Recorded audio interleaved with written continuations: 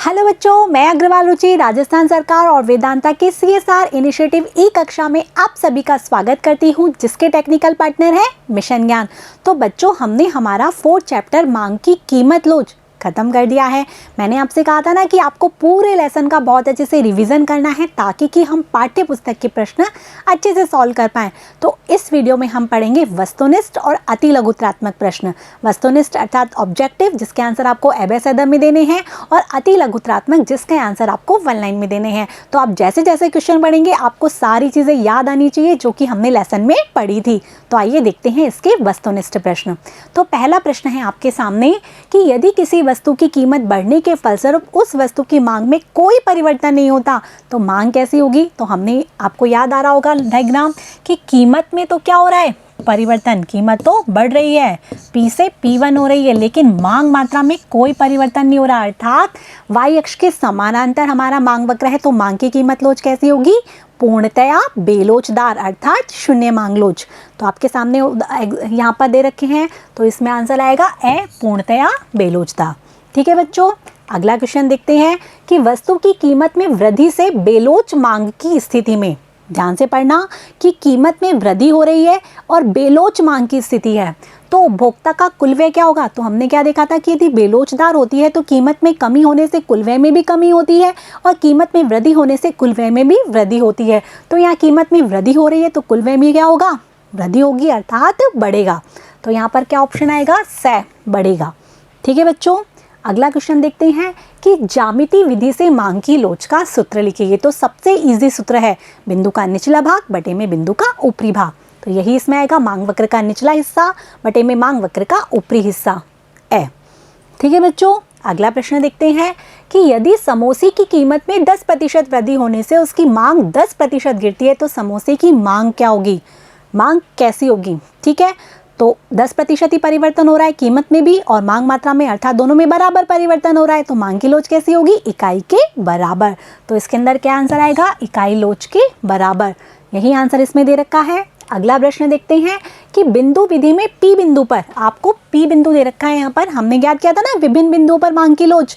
तो यहाँ पर आपको मांग की लोच की गणना करनी है। तो हमारा सूत्र वही, बिंदु का निचला हिस्सा मांग वक्र का निचला हिस्सा बटे में मांग वक्र का ऊपरी हिस्सा। तो निचला हिस्सा क्या है, PB, क्या है PB, और ऊपरा हिस्सा क्या है, AP।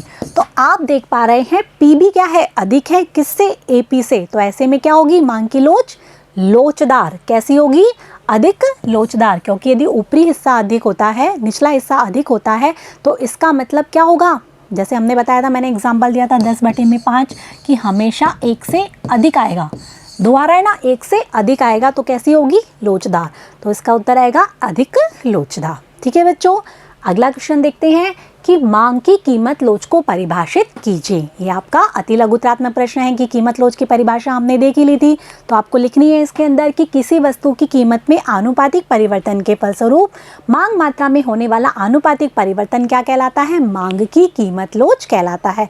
पहले कीमत में परिवर्तन होता है, उसके बाद मांग मात्रा में होता है। तो उन दोनों में जो आनुपातिक परिवर्तन होता है उसे ही हम मांग की कीमत लोच कहते हैं। अगला प्रश्न देखते हैं, यदि मांग वक्र x अक्ष के समानांतर है तो मांग की लोच क्या होगी। याद आ रहा है ना, अभी हमने y अक्ष के समानांतर देखा तो कैसी थी, पूर्णतया बेलोचदार।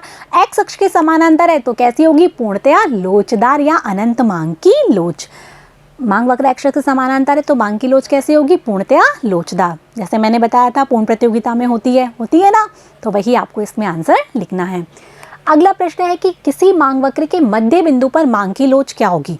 मांग वक्र का मध्य बिंदु है, अर्थात बिंदु का निचला भाग बराबर बिंदु का ऊपरी भाग होगा, क्योंकि मध्य बिंदु है। तो मांग की लोच कैसी होगी, इकाई के बराबर। ये तो बहुत इजी क्वेश्चन है कि मांग वक्र के मध्य बिंदु पर मांग की लोच कैसी होगी, इकाई के बराबर।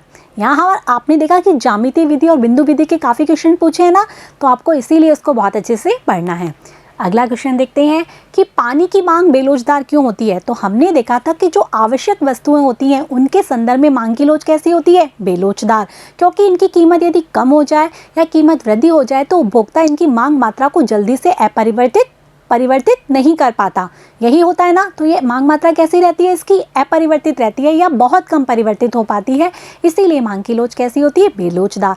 तो यही इसमें उत्तर लिखना है कि पानी एक अत्यावश्यक वस्तु है, अतः इसकी मांग कैसी होती है, बेलोचदार। आवश्यक वस्तुओं में कैसी होती है, बेलोचदार। विलासिता में लोचदार और आरामदायक में इकाई के बराबर। कितनी बार रिपीट कर दिया, अब तो याद हो गया होगा आपको। अगला प्रश्न देखते हैं कि ज्यामितीय विधि से मांग की लोच ज्ञात करने का सूत्र। ये भी हमने काफ़ी बार बात की कि मांग वक्र का निचला हिस्सा बटे में मांग वक्र का ऊपरी हिस्सा, मांग वक्र के बिंदु से निचला हिस्सा, मांग वक्र के बिंदु से ऊपरी हिस्सा। तो ये वाला सूत्र आपको इसके अंदर लिखना है। तो वन लाइनर क्वेश्चन हो गए आपके, वस्तुनिष्ठ प्रश्न भी हो गए। तो अब आपको हम अगले वीडियो में हम अध्ययन करेंगे कौन से क्वेश्चंस का, लघुत्तरात्मक और निबंधात्मक प्रश्न का, कि आपको यदि उस तरह के क्वेश्चन आते हैं तो उनका आंसर किस तरीके से लिखना है। तब तक के लिए आपको ये जो सारे क्वेश्चंस लिखे गए हैं इनको अपनी कॉपी में नोट करना है और इनको याद रखना है, क्योंकि एग्जाम्स में ये पूछे जाते हैं। तब तक के लिए मेरे साथ बने रहिए, पढ़ते रहिए, बढ़ते रहिए। Thank you.